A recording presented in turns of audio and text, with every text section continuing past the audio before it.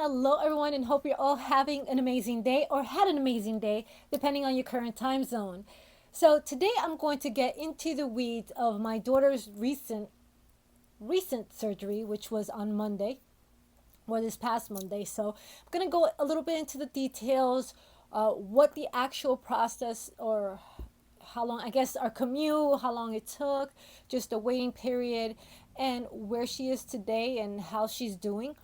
Obviously, the procedures just occurred on Monday, so it is fresh and she is currently in recovery mode. But it was everything went well, so everything went good, so that's always great. But just the amount of pain that she currently is in, I just wanted to get a little bit more into that detail and just kind of give you guys a little bit about our journey and and how difficult it is for my daughter Amber to constantly be going through all these major surgeries, one after the other.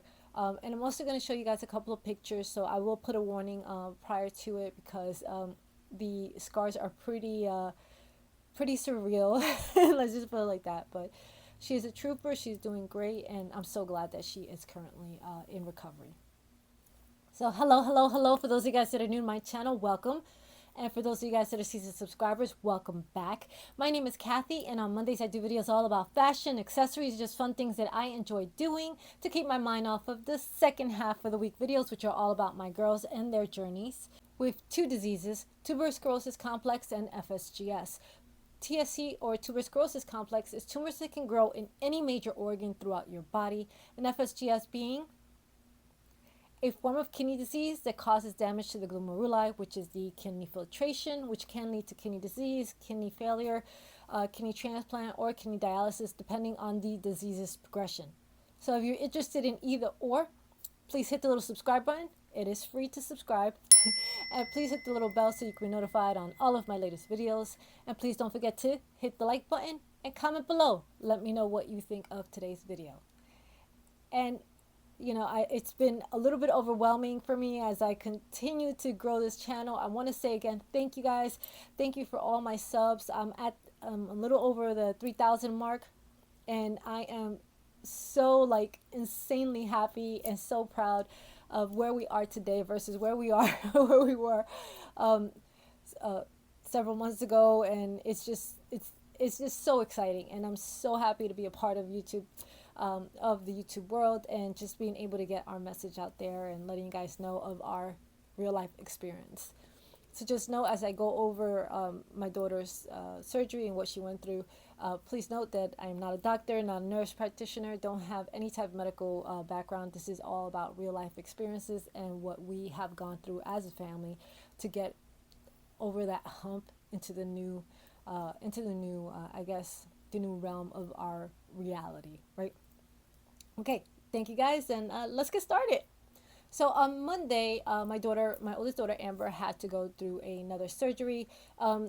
This The specific details of this one was all about she still had an aneurysm, which is pretty common when it comes to fistulas. What ended up happening, obviously, when they cut out the fistula, there was a bigger lump on the bottom side of her arm, which ended up obviously it ended up getting worse once they removed the fistula, because the pressure from the removal of the actual fistula increased her chances of getting actually having her aneurysm grow. So the thought process was like, hopefully the aneurysm would go down and it would go away. Unfortunately, because it didn't, it just hurt. Because of her, it's, for some reason, she just always gets the bad end of the stick. Her aneurysm actually grew and expanded, and it was extremely painful for her, so she needed to get it out of there. So the one good thing, everything went great, everything went well, but this, when I saw the scars on both, because they ended up having to go into her thigh, and I'll show pictures of everything. I know, just if you are a little squeamish, please look away. I'm going to show you first. I'm going to show you the pictures of her actual arm, where she is today. There you go. And then now I'm going to show you her leg. If you are squeamish, again, look away. So this is her leg. Okay. So if you see how, yeah, it's pretty insane, right? If you look at it. So the actual size of the aneurysm was about 4 by 3 by 1.8 centimeters. Brachiobrachydactylic, I believe is what it's called, fistula.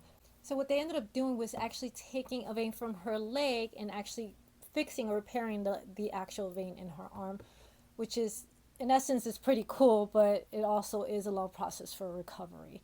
She unfortunately has to, um, the pain is greater in her leg than it is in her arm, which is insane because the issue obviously was her arm.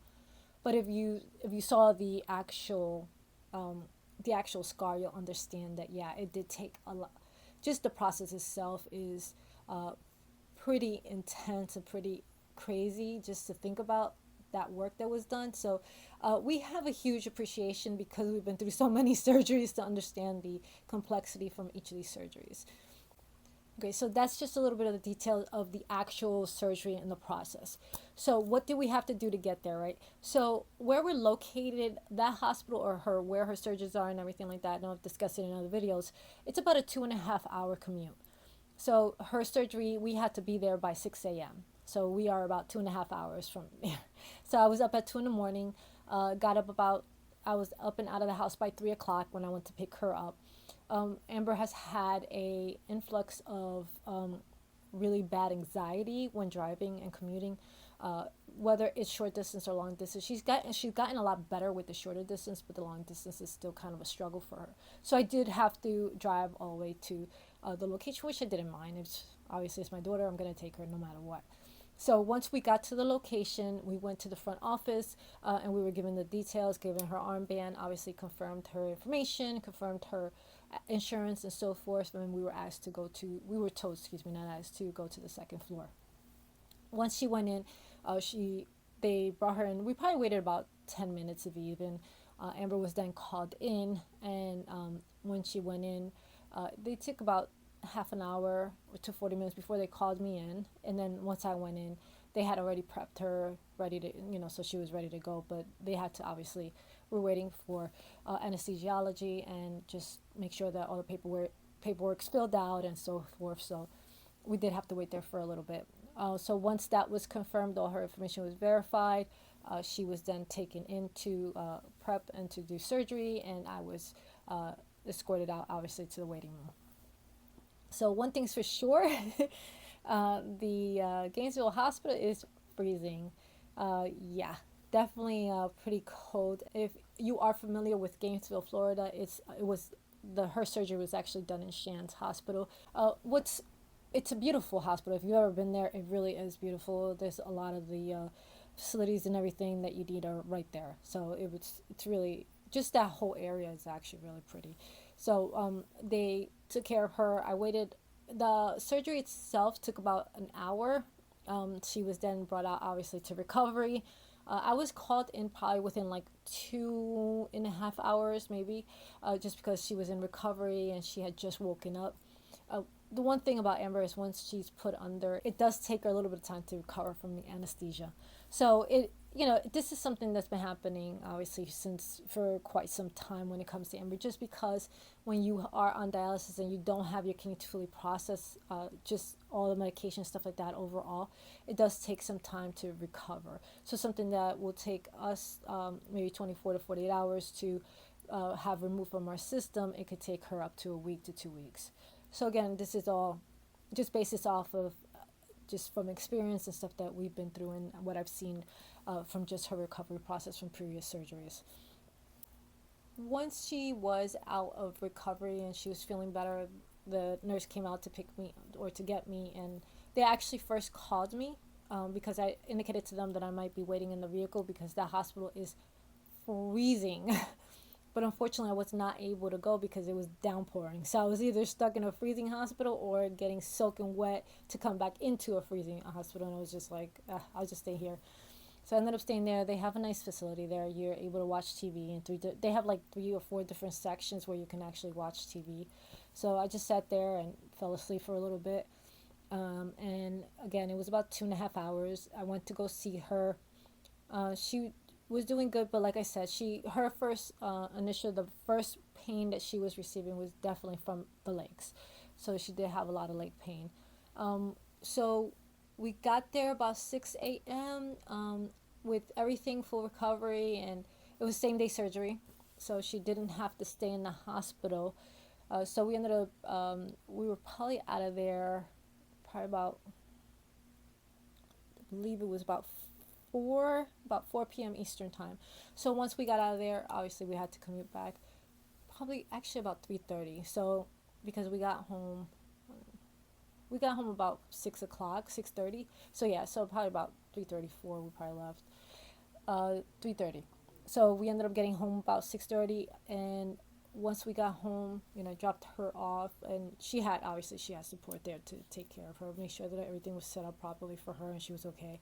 She is dealing with a lot of pain still in her leg. She says that's the major pain right now for her. She said her arm's uncomfortable, but she'll be okay. So I'll be over there shortly to go check her out. But um, the biggest indicator, especially when you're dealing with all these surgeries, um, we understand the pain process. We understand the time it's going to take for recovery. The biggest factors when it comes to just recovering from surgery is just the getting to a normal point where you can walk comfortably and you can feel a little bit better. Her problem right now is just getting in the shower, trying to just walk to feel better, and she's struggling right now because of her leg. So that is probably the biggest issue she's running into right now. She's also struggling to sleep. She's struggling to take the showers because she's got to get into a good angle where she can bend over and stuff like that. So, I obviously any major surgery is going to be a process, right? Any major surgery is going to be an issue. You want to be able to do what you got to do and get around without worrying about or relying on someone else, and you know how that is. It's always difficult. We She's been through so many surgeries now that they're all kind of like blending together at this point. Where last year I know she had a lot of them. She had her parathyroid one. Um, can't even tell you. She got the top part of her fistula done. Um, I'm trying to think of all the ones that she's done. She had obviously the kidney one in 3 years ago, and then it goes on and on. I apologize. I can't really remember every single one of these surgeries because it's been so many. But she's a trooper. She's getting through it. She's doing good. She's focusing on just feeling better, and hopefully this will be the end for quite some time. I just it's overwhelming. Obviously it's overwhelming for her, clearly, right? She's definitely gotten through a lot of stuff in her life, and just when I see her and I look at her, and I I'm at all about all the stuff that she's overtaken or has taken on and has overachieved and has accomplished and has overcome. I think that's the best word. Just the overcoming of all this chaos and all this craziness, just when all she wants to do is just feel better, right? Just like anybody, you just want to feel okay and feel normal so you can go ahead and do what you need to do and just go on with your lives without having to worry about it. It's key, and it's important in anybody's life, right? She has several scars everywhere, so it's it's painful to see as a mother because you want your child to be okay and be healthy and be happy, and you know that with every one of those scars is a battle behind it. And it hurts my heart because I just when I see her calves, what the scars that from her meningitis, it breaks my heart because I know that she went through that, even though no matter what, it hurts you as a mom because she had to endure that, and I'm happy that she's through it, but she still had to endure it, right? So it's just countless stuff, it's insane.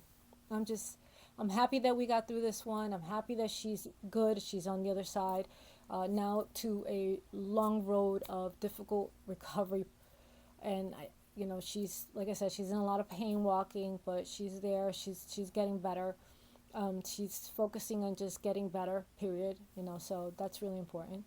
And I think that we can definitely get through this. We just have to keep on chugging along, as we say, right? It's hard.